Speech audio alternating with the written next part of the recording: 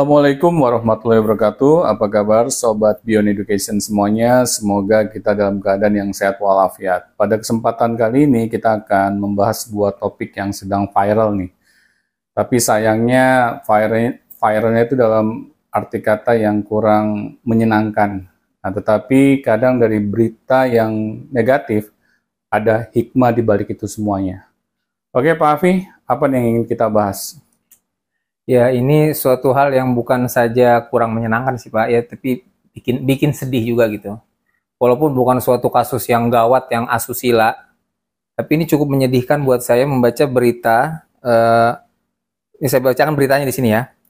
Pelajar Musirawas, daerah Sumatera Selatan, tewas gantung diri, diduga depresi, dipaksa masuk ponpes. Ponpes itu pondok pesantren. Nah ini gimana sih Pak? Maksud saya banyak anak yang mau sekolah gitu kan. Ini ada yang mungkin dia putus sekolah atau dia mungkin mau masuk pesantren nggak kesampaian. Nah ini disuruh masuk pondok pesantren, dia malah bunuh diri. Ini gimana nih Pak? Ini saya nggak paham gitu. Maksudnya kenapa ini ya? Ya memang sih adik saya pribadi juga pernah sih dulu masuk pesantren. Kalau saya sekolahnya di sekolah swasta biasa, bukan pesantren, sekolah umum. Ada juga di pesantren.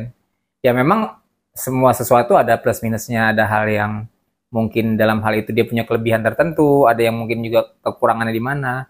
Tapi kalau sampai bunuh diri begini, ini apa nggak ekstrim banget atau memang ada yang salah gitu Pak di pesantren itu gitu?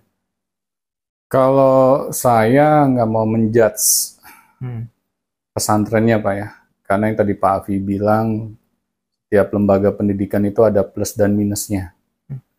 Nah, tetapi di sini kalau anak sampai melakukan tindakan bunuh diri akibat dia disuruh masuk pesantren, pasti ada faktor lain nih Pak, berkaitan mengapa anak ini kok sampai berani-beraninya melakukan tindakan bunuh diri.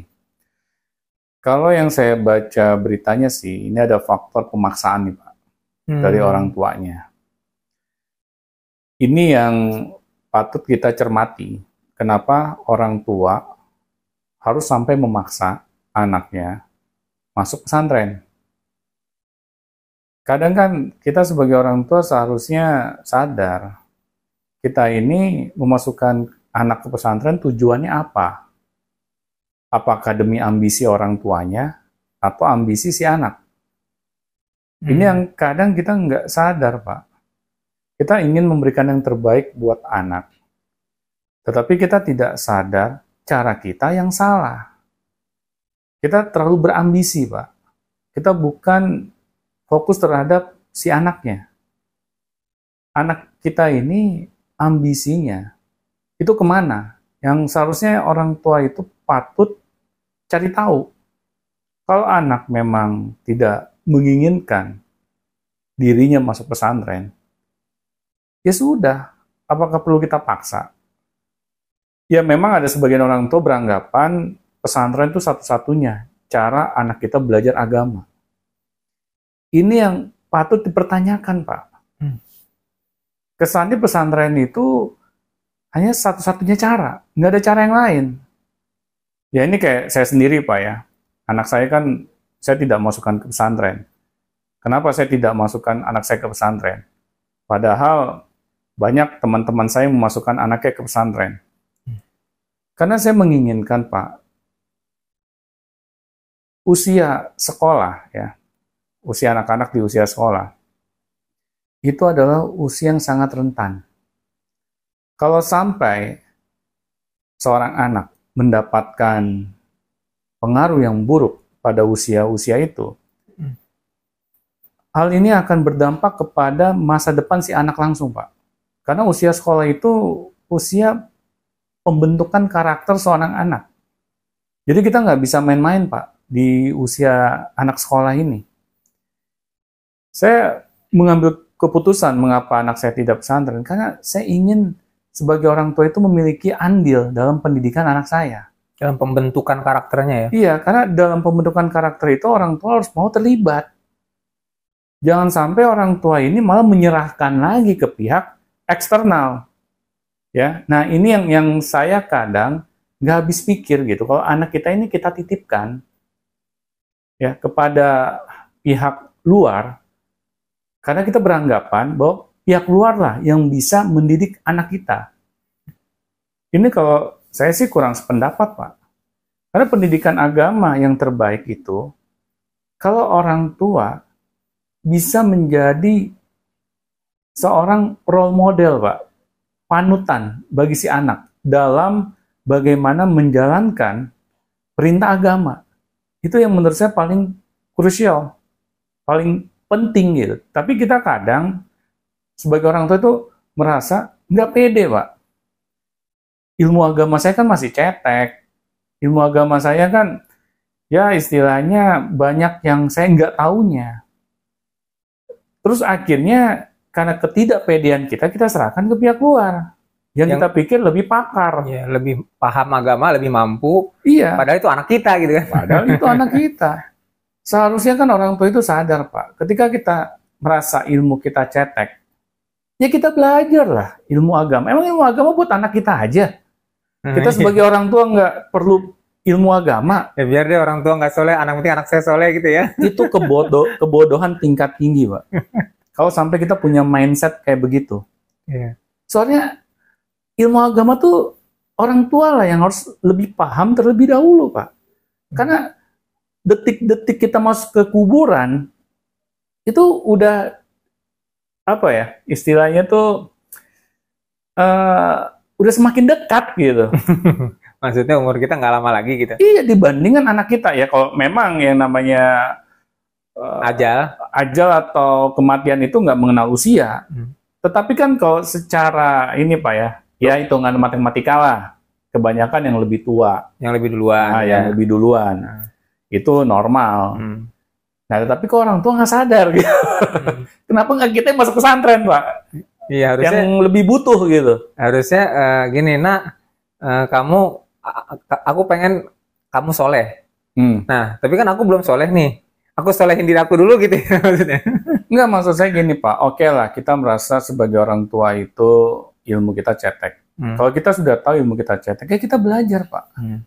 Nggak ada salahnya kok. Nggak ada kata terlambat belajar agama dari usia berapapun. Semakin kita tua, seharusnya kita semakin merasa urgent nih.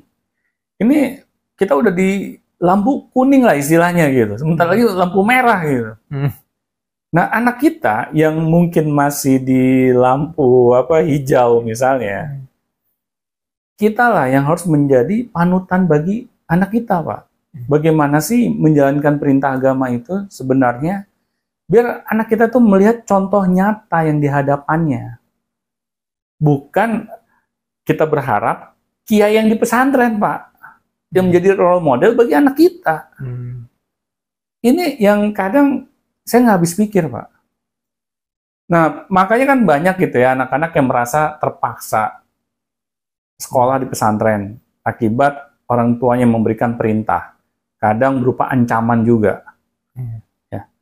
Dan akhirnya ketika anak bukan merasa ini ambisi dirinya, makanya si anak ketika dia menjalani ya selama kehidupannya di pesantren, yang ada dia nggak nyaman gitu, Pak. Sering kabur juga ada. Sering kabur juga lagi.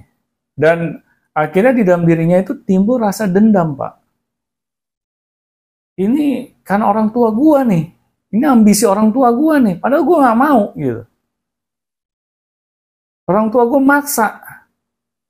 Nah akhirnya sudah, Pak. Pas anak itu pulang ke rumah, yang ada anak ini menjaga jarak, Pak, sama orang tuanya. Iya. Ya? Di beberapa kasus ada begitu, Pak? Banyak kasus, Pak. Banyak ya? Banyak kasus. Iya. Saya pernah dengar, Pak, curhatan orang tua gitu ya, berkaitan ketika anaknya pulang dari pesantren, malah anaknya itu nggak demen di rumah, Pak. Senangnya pergi keluar. Karena dia sudah merasa nggak nyaman, Pak, di rumah. Dia mungkin di dalam benaknya itu, gue nggak deket sama orang tua gue. Orang tua gue nyuruh gue keluar dari rumah. Ya. Apapun alasannya, Pak ya, makanya kayak saya sama anak saya sendiri, saya tahu, Pak, saya cetek ilmu agama saya, ya makanya saya belajar. Kayak misalnya saya minta anak saya sholat subuh di masjid, ya saya sebagai orang tuanya juga harus sholat subuh di masjid, Pak. Mencontohkan. Ya, jadi jangan anak saya aja yang saya suruh sholat terus saya tidur di rumah gitu. Malah saya harus jalan barengan sama anak saya menuju masjid. Itu malah pendidikan agama yang kalau buat saya, Pak ya, itu pendidikan agama yang terbaik, Pak, dengan bagaimana kita memberikan contoh langsung. Misalnya anak kita suruh ikut kajian agama, ya di luar gitu. Ya kita temani lah anak kita untuk ikut kajian agama bareng-bareng. Jadi belajar sama-sama, Pak. Nah, disitulah timbul anak melihat role model langsung gitu dari orang tuanya. Oh, orang tua gue sendiri meskipun udah umurnya tua, masih mau belajar gitu. Ya apalagi gue yang muda, yang banyak nggak taunya. Nah ini Pak, jadi maksud saya banyak kesalahan kaprah gitu Pak. Dari para orang tua. Merasa bahwa pesantren itu satu-satunya cara Pak untuk belajar agama. Kadang orang tua tuh lucunya Pak, suka ikut-ikutan Pak. Temennya masukin anaknya ke pesantren, dia ikut-ikutan. Ya, karena apa? Karena dia nggak punya pendirian Pak.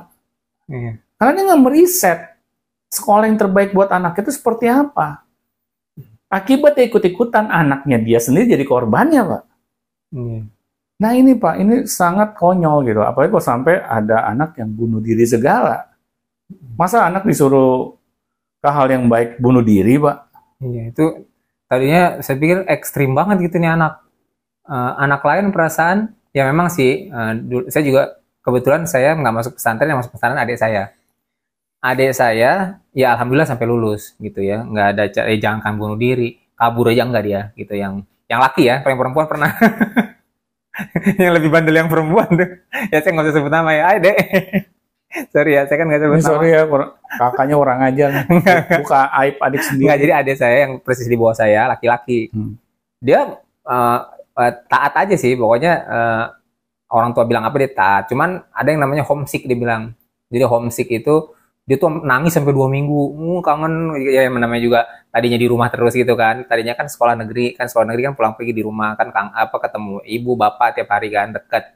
Nah begitu di pesantren kan baru pulang setiap libur doang, misalnya 1 semester atau 1 cawu gitu. Dulu masih kalau nggak salah sistemnya cawu ya, 1 bulan atau semester itu baru bisa pulang gitu. Selebihnya ntar pesantren lagi. Nah itu dia pernah katanya nangis sampai 2 minggu, dia cerita ke saya tuh gara-gara homesick. Ya tapi untungnya adik saya itu nggak sampai se ekstrim yang di berita itu ya. Dia ya udah dijalanin dengan segala, ya ada pengaruh baiknya, ada pengaruh buruknya juga. Karena tadi bilang nggak semua teman-temanku di pesantren itu anak baik-baik, banyak yang anak-anak ini juga yang nggak benar misalnya gitu kan. Jadi karena anak ini nggak benar dimasukin ke pesantren, lebet temen sama adik saya. Nah, akhirnya adik saya jadi ya minimal ketularan apanya lah gitu kan, walaupun dia juga belajar kebaikan, belajar agama, belajar Al-Quran, tapi ada ketularan yang anak dari nggak benar itu kan pasti nggak bisa direm, Pak. Nggak bisa direm gitu kan, karena itu nyampur. Setiap hari ketemu sama anak-anak yang nggak benar itu. Syukur kalau anak benernya berubah jadi benar, kalau enggak. Iya, karena ya ini sorry to say Pak ya, yang namanya sekolah yang modelnya kayak menginap, kita tuh seperti kayak di dalam suatu penjara Pak. Kita akan bertemu orang yang sama terus menerus sampai akhir, sampai libur aja, sampai libur bisa keluar masa tahanan kita. Ya, jadi sulit Pak, apalagi kalau di dalam pesantren itu banyak anak-anak yang merasa terpaksa di dalam pesantren, karena mungkin anak ini bandel di rumah, terus orang tuanya masukin anaknya ke pesantren. Mungkin si anaknya ini awalnya baik-baik aja gitu kan di rumah, tetapi ada ambisi orang tuanya, pengen anaknya lebih soleh dibandingkan orang tuanya, terus anaknya dimasukkan ke pesantren. Dia nggak ditanya dulu pendapatnya bagaimana, pokoknya kamu harus jadi anak yang taat. Ya, kalau anak yang nggak taat masuk neraka gitu. Durhaka gitu. Ini kan sangat ini Pak, nggak bijak kalau orang tua banyak mengancam.